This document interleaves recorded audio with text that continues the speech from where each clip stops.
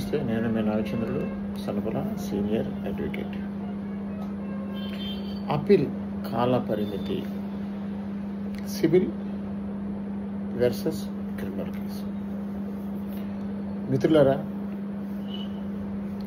కింద కోర్టులో క్రిమినల్ కేసులో కానీ సివిల్ కేసులో కానీ తీర్పు ఇచ్చిన సందర్భంలో మనపై కోర్టులో అప్పీల్ చేసుకున్నప్పుడు ఎంత కాలంలోపు అప్పీల్ వేసుకోవాలి?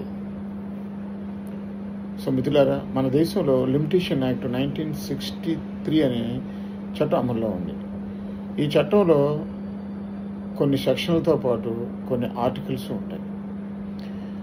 అందులో ఆర్టికల్ 115 ఏం చెప్తుంది అంటే, ఏదైనా ఒక క్రిమినల్ కేసులో కింద కోర్టు ఒక నేరం మీద విచారణ జరిపి నేరస్తులకు శిక్ష విధిస్తే వాళ్ళు డిస్ట్రిక్ట్ కోర్టులో అంటే సెషన్స్ కోర్టులో అప్పీల్కి 30 రోజుల కాల పరిమితి ఉంటుంది. అదే డిస్ట్రిక్ట్ కోర్టులో